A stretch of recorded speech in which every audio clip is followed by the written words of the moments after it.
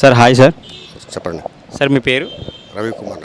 Sir ఏపీలో elections అయితే start అయిపోయినాయి. ఒక పక్కన ఎన్డీఏ కూటమి కలిపి వస్తున్నారు, ఒక పక్కన జగన్మోహన్ రెడ్డి సింగిల్గా వస్తున్నారు. 5 సంవత్సరాల పరిపాలన చూసుకుంటే జగన్మోహన్ రెడ్డి సంక్షేమ అభివృద్ధి గురించి మీరు ఏం చెప్తారు? జగన్మోహన్ ఏం బాగాలేదండి. వాలంటీర్స్ మొత్తం ఎలక్షన్లకు మొత్తం వాళ్ళే ప్రచారం చేస్తారు. మొత్తము చంద్రబాబు నాయుడు వస్తే మంచిగా బెస్ట్. ఎందుకంటే హైదరాబాద్ కూడా ఇంతకుముందు డెవలప్ చేసిపోయాడు. మొత్తము ఐటీ మొత్తం ఆయన చేసిండు. ఆయన ఉంటే అడ్మినిస్ట్రేషన్ 100% పర్ఫెక్ట్ నడుస్తుంది. జగన్మోహన్ రెడ్డి గారికి అనుకూలంగా ఉన్నాయి కదా సార్, దీని గురించి ఏం చెప్తారు? సర్వేలు చెప్తే లాస్ట్ మూమెంట్లో వచ్చేది చంద్రబాబు నాయుడు వస్తాడు. ఒకటి రావు సార్ వైసీపీ కంటే యాక్చువల్లీ అక్కడ నాకు ఎన్ని సీట్లు మొత్తం తెలియదు, చెప్తే అనమాట చెప్తాను నేను. వైనాట్ 175 అంటున్నారు కదా సార్, వాళ్ళు అంత రాదు కానీ ఆయన మెజార్టీ కూడా రాదు. అందులో ఆయన షర్మిల మేడం కూడా వచ్చింది, ఆమె కూడా కొన్ని కొట్టుకుంటుంది. పవన్ కళ్యాణ్ ఈసారి కంపల్సరీ వస్తాయి ఆయనకి. ఏంటంటే పిచ్చిన ఇంటింటికి పంపిస్తుంది కాబట్టి వాళ్ళకేం తెలియదు, వాళ్ళకి అందుకు వాళ్ళు సపోర్ట్ చేస్తారు. మిడిల్ క్లాస్ పీపుల్స్ స్టూడెంట్స్ వాళ్ళకి తెలుసు, వాళ్ళందరికీ కంపల్సరీ ఈసారి గ్యారంటీగా. వైసీపీ వల్ల అభివృద్ధి చేసామని చెప్పేసి అంటున్నారు కదా సార్, అభివృద్ధి గురించి మీరు ఏం చెప్తారు? ఏం చేశారు? ఒక ఐటీ కంపెనీ వచ్చిందా, ఒక సెక్రటరీ ఉందా సరిగా, ఏం లేదు ఆడ. 3 రాజధాని విషయంలో మీరు ఏకీభవిస్తారు సార్? యాక్చువల్గా రాజధాని విజయవాడలో ఉండాలి. కర్నూలు నుంచి వైజాగ్ వరకు పోతారా రాజధానికి? విజయవాడ అంటే మధ్యలో ఉంది, అది అక్కడ ఉండొచ్చు. రీసెంట్గా జగన్మోహన్ రెడ్డి మీద దాడి జరిగింది సార్ గులకరాయితో. లాస్ట్ టైం కోడికత్తి దాని గురించి తెలంగాణ మాది. లోకేష్ గారు మంగళగిరి నుంచి ఈసారి విజయ అవకాశాలు ఉన్నాయంటారు సార్? ఆయన కొన్ని ఈసారి మంచిగా వర్క్ చేస్తున్నాను. ఆయన ఇప్పుడైతే ఈసారి మార్పు వస్తుందని కోరుకుంటున్నారా? 100% చంద్రబాబు నాయుడు వస్తాడు, మార్పు వస్తుంది. సార్ మీ పేరు?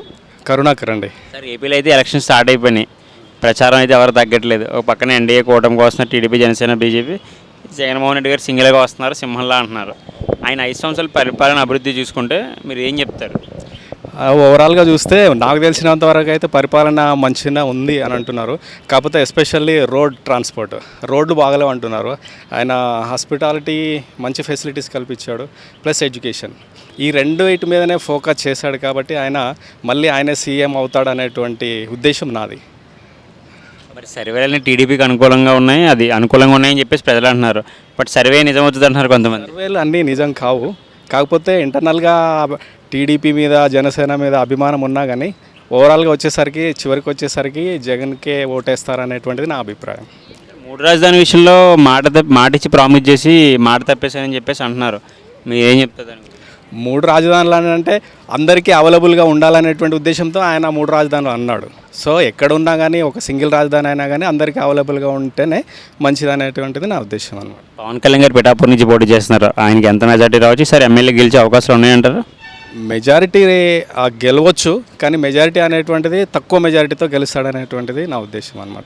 ఎందుకనంటే అక్కడ ఏంటిది అది వైఎస్ఆర్ పార్టీ వాళ్ళకే ఎక్కువగా ఆమె లోకల్ క్యాండిడేట్ అయి ఉంటుంది. తర్వాత ఈయన ఎప్పుడు చూసినా హైదరాబాద్లోనే ఉంటాడు. సో కాబట్టి ఎక్కువ ప్రియారిటీ వైఎస్ఆర్కే ఇచ్చేటువంటి అవకాశం ఉంటుందన్నమాట లోకల్ ప్రజలు. అలాగే వైసీపీలో కొంతమంది ఫైర్ బ్రాండ్స్ ఉన్నారు సార్, మన కొడాలి అని చూసుకోవచ్చు, పెర్ని నాని, అంబటి రాంబాబు, అనిల్ కుమార్ యాదవ్, రోజా. సార్ వీళ్ళ రాజకీయ భవిష్యత్తు ఎలా ఉండబోతుంది సార్? గెలిచే అవకాశాలు ఉన్నాయా?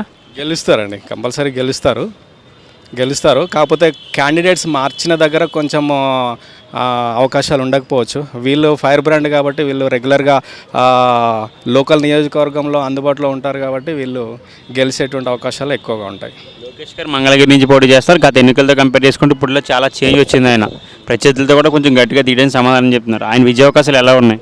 మేబీ ఆయన ఈసారి గెలవచ్చు అని నా అభిప్రాయం. ఎందుకంటే కొంచెము లాస్ట్ ఇయర్ ఆయన ఓడిపోయిండు.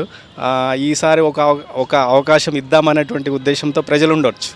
సో కాబట్టి ఆయన గెలిచేటువంటి అవకాశాలు ఉన్నాయి. బాలకృష్ణ గారు హిందీపూర్ నుంచి పోటీ చేస్తున్నారు, ఆయన అల్లుడు చిన్నల్లుడు గారు భరత్ గారు వైజాగ్ ఎంపీగా పోటీ చేస్తున్నారు. వాళ్ళ విజయ అవకాశాలు ఎలా ఉండొచ్చు అనుకుంటున్నారు? వాళ్ళకు కూడా గెలిచేటువంటి అవకాశాలే ఉన్నాయి. ఎందుకంటే ఈయన పొలిటీషియన్ ప్లస్ సినిమా ఇండస్ట్రీ కదా. సో కాబట్టి ఆయన అభిమానంతో ఎక్కువ ఓట్లు వేసేటువంటి అవకాశం ఉంటుంది అన్నమాట. సార్ గులకరాయితో జగన్మోహన్ రెడ్డి గారి మీద దాడి జరిగింది గత వారం క్రితం. ఆ దాడిని ప్రతిపక్ష పార్టీలు ఏమంటున్నాయంటే ఇది లాస్ట్ టైం కోడికత్తి రామాలాగా ఎలక్షన్ ముందు సానుభూతి ఓట్ల కోసం చేసిన ఒక చిన్న స్టంట్ అని చెప్పేసి అంటున్నారు, మీరు ఎలా చూస్తారు దాన్ని? లేదా అది స్టంట్ అయితే ఏమి కాదు, అది జనరల్గా ఎవరికైనా జరిగి ఉండవచ్చు. అన్ఎక్స్పెక్టెడ్గా జరిగినటువంటి ఇన్సిడెంట్ కాబట్టి అది దీంట్లో గెలవడానికి ప్లాన్ అనేది మాత్రము అబద్ధము. సో అక్కడ ఇన్సిడెంట్ అది కావాలని కొట్టొచ్చు, అనుకోకుండా తగలొచ్చు, ఎట్లనైనా తగలొచ్చు. సో కాబట్టి ఇది గెలవాలనేటువంటి ఉద్దేశంతో చేసిందైతే కాదు, అది జనరల్గా జరిగినటువంటి అంశం అనమాట. మీరు రెండు పార్టీ మేనిఫెస్టోలు అబ్జర్వ్ చేసి ఉంటారు, మీకు ఏమైనా కొత్తగా పాయింట్లు అనిపించిందా? లేదు కొత్తగా అనిపించిన పాయింట్ లేదు. వైఎస్ఆర్ పార్టీ వాళ్ళు చేసినటువంటి దాన్నే కొంచెము బెటర్గా చూపిస్తున్నారే తప్ప వాళ్ళు ఓన్గా క్రియేట్ చేసి ఓన్గా ప్రజలకి అందుబాటులో తీసుకొచ్చినటువంటి మేనిఫెస్టో మాత్రం ఏమీ లేదు.